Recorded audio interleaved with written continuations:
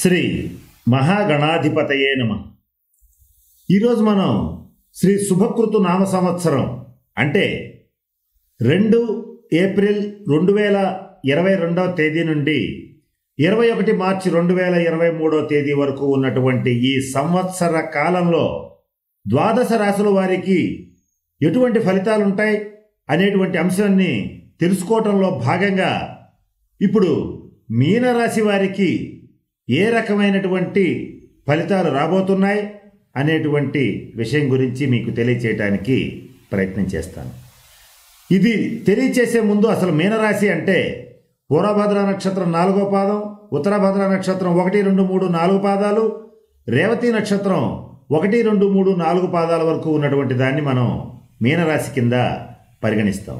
ఎవరికైతే పుట్టిన తేదీ వివరాలు తెలియవో వారికి వారి రాశి తెలుసుకోవడం ఎట్లా అనేటువంటి అంశంలో భాగంగా మీ పేరులో ప్రథమాక్షరం అంటే మొట్టమొదటి అక్షరం కనుక ది, దుస్, శం, ఝ, ధ, అలాగే దే, దో, చ, చి అనేటువంటి అక్షరాలతో మీ పేర్లు గనక మొదలయ్యేటట్లయితే మీరు మీనరాశి వ్యక్తుల కింద పరిగణించబడతారు. అంటే ది, దివ్య, అలాగే దు, దుష్యంత్, శ్య, శ్యామ్, ఝ, ఝాన్సీ, దామోదర్, దేవేందర్, దోహాన్, చంద్ర, చిదంబరం ఇటువంటి పేర్లు కలిగినటువంటి వాళ్ళందరూ మీనరాశి వ్యక్తుల కింద పరిగణించబడతారు. అయితే ఈ సంవత్సరం ప్రధాన గ్రహాలైనటువంటి గురుడు, శని, రాహుకేతువుల యొక్క సంచారం ఎలా ఉందంటే గురుడు మీనరాశిలో ఏప్రిల్ 13వ తారీఖున ప్రవేశించి సంవత్సరం అంతా ఉంటాడు. శని ఈ సంవత్సరంలో ఎక్కువ భాగం మకర రాశిలో లాభస్థానంలో ఉంటాడు. ఏప్రిల్ 30వ తేదీ నుంచి జూలై 13వ తేదీ వరకు మీనరాశికి వ్యయస్థానంలో కుంభరాశిలో ప్రవేశించి సంచరించడం జరుగుతుంది. ఈ సమయం మాత్రం మీనరాశి వారు కాస్త జాగ్రత్తగా ఉండాల్సిన సమయం అని చెప్పవచ్చు. కారణం ఏంటంటే ఈ సమయంలో శని గ్రహచార వశాత్తు ఏలినాటి శని ప్రారంభమయ్యేటువంటి పరిస్థితి, మరలా జూలై 13 తర్వాత వక్రించి మళ్ళీ మకర రాశిలోకి లాభస్థానంలోకి వెళ్ళిపోవడం జరుగుతుంది. అప్పటి నుంచి మళ్ళీ ఏ రకమైన ఇబ్బందులు ఉండవు. ఈ సమయం మాత్రం మీనరాశి వారు ఏ రకమైనటువంటి వృత్తి, ఉద్యోగ, వ్యాపార వ్యవహారాలు చేసినా కాస్త ఆచి తూచి అడుగు వేయవలసినటువంటి పరిస్థితులు గోచరిస్తున్నాయి. ఇక 3వ స్థానంలో వృషభ రాశిలో ఉన్నటువంటి రాహువు ఏప్రిల్ 14వ తేదీ నుంచి మీనరాశి వశాత్తు 2వ స్థానంలోకి వస్తాడు. అలాగే కేతువు భాగ్యస్థానంలో నుంచి 8వ స్థానంలోకి అంటే తులారాశిలో ప్రవేశించడం జరుగుతోంది. అంటే రాహుకేతువుల యొక్క గ్రహస్థితి కించిత్ వ్యతిరేకంగా ఉంది. అయితే ఏదేమైనప్పటికీ రాశ్యాధిపతి అయినటువంటి గురువు జన్మరాశిలో సంచరించడం వల్ల తల్లి తన బిడ్డను కాపాడుకున్నట్టుగా ఈ సంవత్సరం గురుగ్రహ అనుగ్రహం మీనరాశి వారికి దివ్యంగా ఉంది. మరొక ముఖ్యమైన విషయం ఏంటంటే ఎక్కువ భాగం ఈ సంవత్సరం మొత్తం లాభస్థానంలో శని ఉండడం వల్ల ఏది పట్టినా బంగారం అనేటట్లుగా ఉంటుంది. వ్యాపారాలన్నీ మంచి స్థాయికి వెళతాయి. వ్యాపారంలో రొటేషన్ బాగుంటుంది.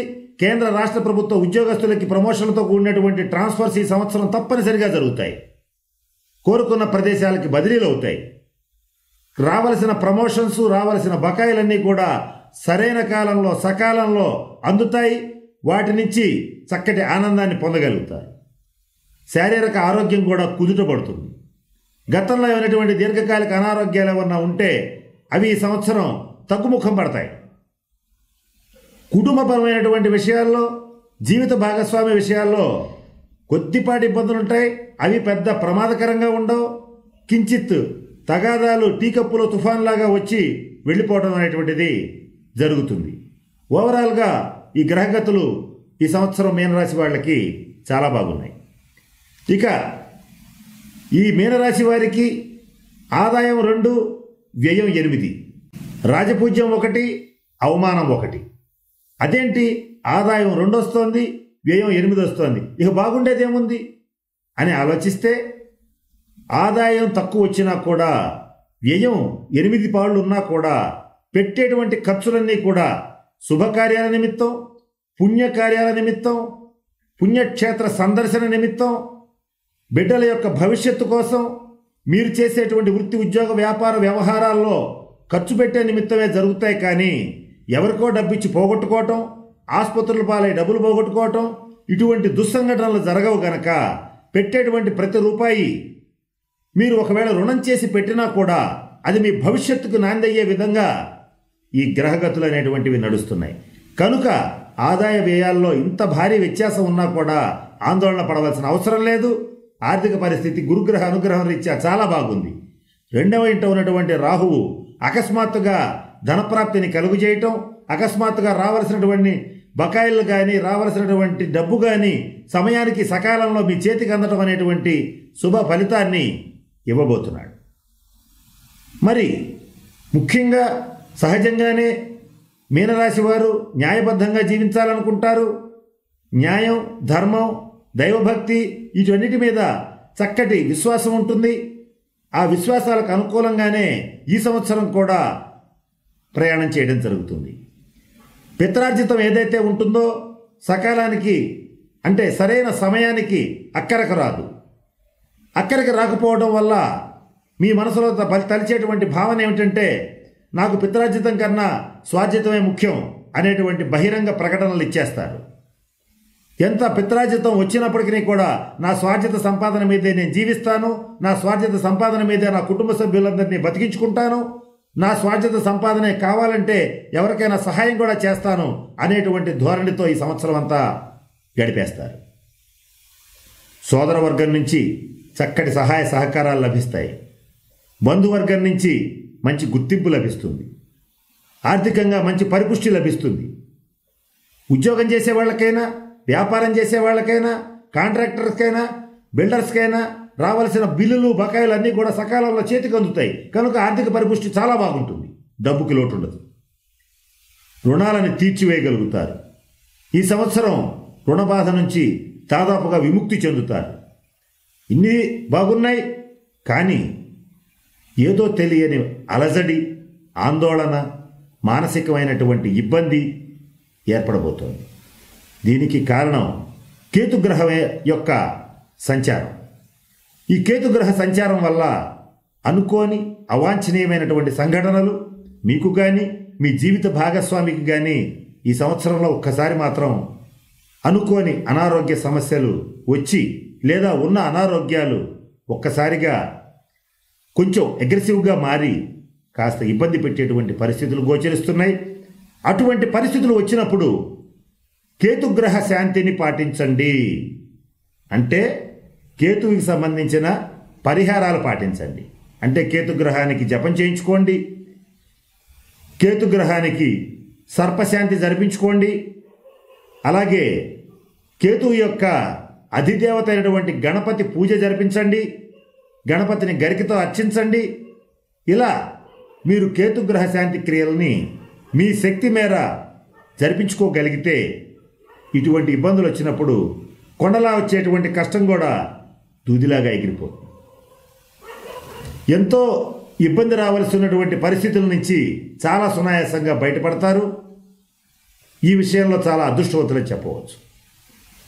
ఇక విద్యార్థుల విషయానికి వచ్చేటట్లయితే విద్యాయోగం చాలా బాగుంది.